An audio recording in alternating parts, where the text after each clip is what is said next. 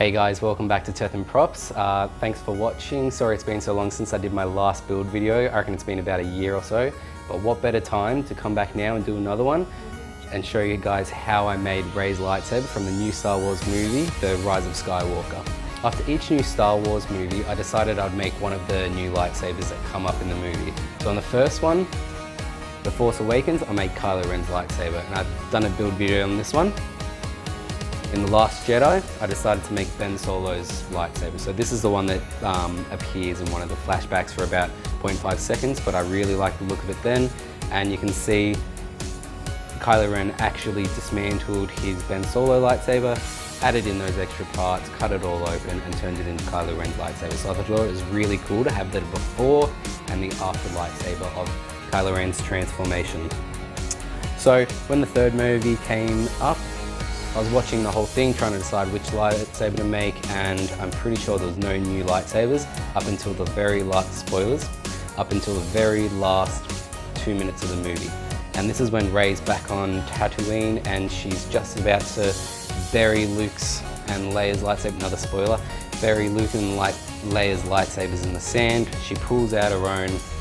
She does the greatest thing that I've seen in Star Wars so far, which is the twisting of this switch to turn on the lightsaber. And I knew at that point, this was the one that I was gonna make.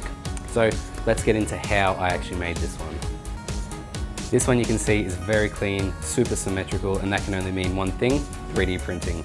But since I did my last lightsaber, so Ben Solo's and Kylo Ren's, I was using a filament printer for these ones, but in between now and then, I've actually purchased my own resin printer. So it's the Anycubic Photon printer, great little printer, and it does a really amazing job on printing smaller parts. So it doesn't print as bigger pieces as the filament printers, but it prints nice small details, and it's actually quite weighty. So really nice feel to it, printed on the resin 3D printer. All up, it took about 50 hours to print. It's in about 8 pieces. I'll put a link in the description below to where I got the files from. Great person on Thingiverse put it up there a couple days after the movie came out, so I quickly grabbed those, started printing them. So like with any resin printer, once they come off the printer, you've got to clean off the supports because you can't just print it straight out. It's got to have all the supports so that it prints out in the correct orientation. So first I clean off the supports, clean the prints in IPA or isopropyl alcohol, and that just cleans off any of the excess resin that kind of gets stuck to it that's not cured.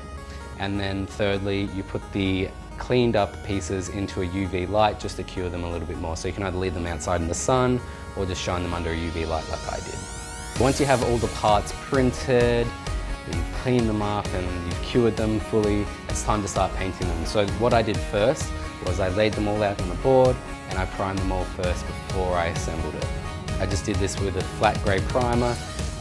Once you do that, you can really start to see the details in the print, so it really just makes it that much better, because when you print it out, it's on a slightly transparent black print from the ink that I have, so it's a little bit harder to see. But once you've put down that first coat of primer, the parts really start to show through about how good a quality they are.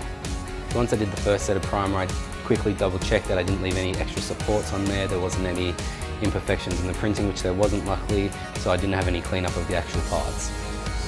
Then it was time to start assembling.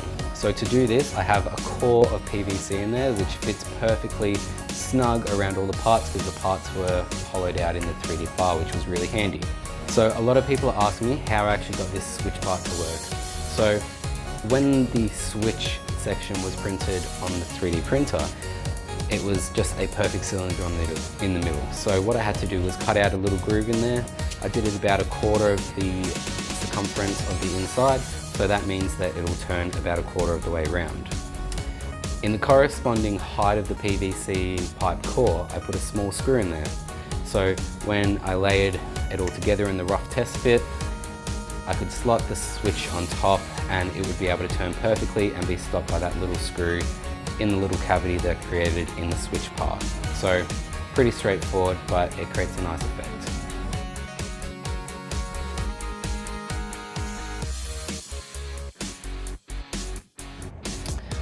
After I did the full rough assembly, I then decided to give it a whole nother primer just in case I'd missed any little bits. Just make sure it's one uniform prime. After I did that, I laid down gloss black over the whole thing, couple coats just to make sure it's a really nice strong coat of black. So after the gloss black was dried, I put down a really light coating of metallic silver. So the lightsaber is quite dark. I'm not sure if it shows up on video here. It might look a little bit brighter in there, but it is actually quite dark. If you watch the movie, you'll notice it's a very dark lightsaber. It's not metallic like Ben Solo's. It's closer to Kylo Ren's dark lightsaber. So I just put a very light coating of the silver on there, and it gave it a really nice effect in one go. So I didn't have to do anything apart from one quick spray of silver on there. So weathering was like all the other lightsabers. If you want to watch it in detail, watch my other lightsaber videos. But essentially it's just adding dirt in all the crevices where dirt would naturally build up, and adding extra little scratches where there's wear and tear, especially around the nozzle at the end there, and just anywhere where it would naturally rub and wear the metal a little bit. So once the weathering was done, another quick coat with that clear satin clear coat, and that just seals in all the weathering on top, so when I'm actually handling it, it doesn't rub anything off. The last thing I had to do was add this handle.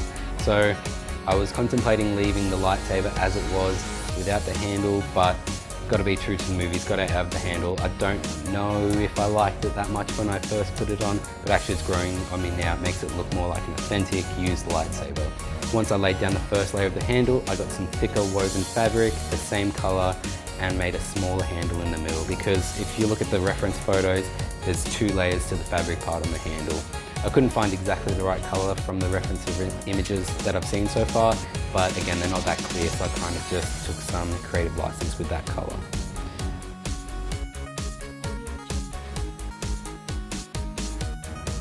To weather the handle, I took a bit of a different way. I was going to use paint, but you know what?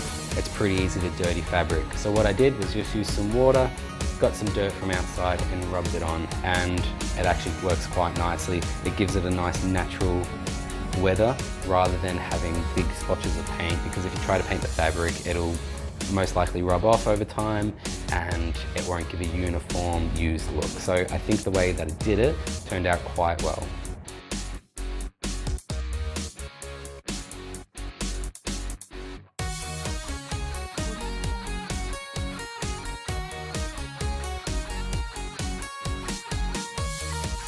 A lot of people have been asking about the switch. That's the main point of contention of how people are doing it. So here's just a close-up of how the switch works. It works quite smoothly. As I said, it moves about a quarter of the way, maybe a quarter to a third of the circumference of the lightsaber. But yeah, it makes for a really nice feel. One of the coolest moments in Star Wars when she pulled it up and flicked it to the side and it turned on the lightsaber. Short and sweet, that's how I made Rey's lightsaber from Star Wars: The Rise of Skywalker.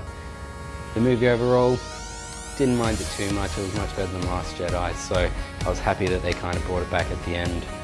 It's definitely not my favorite. It's nothing compared to Revenge of the Sith, which is the #1 Star Wars movie of all time. Fight me on it. But yes, really happy with how the movie turned out, how they closed out the saga. Happy to hear you guys' comments down below. But yeah, really happy that they actually gave Rey her own lightsaber, because I think that was something lacking, that she was using Anakin's lightsaber for 99% of the saga. So it was actually quite good that in the end she became a true Jedi, made her own lightsaber, and it's a pretty sweet lightsaber. One thing that I forgot to say at the start was that reference images for this is really scarce, but when I watched it the first time, it looked really familiar and I really didn't pick up where the lightsaber came from. But then when I watched it the second time, it clicked straight away, and I realized it's actually the top of her staff. So that means you have a hell of a lot of reference for everything but the handle, because it is literally the top of her staff cut off and made into a lightsaber. All right, so that's it. Thank you very much for watching, guys.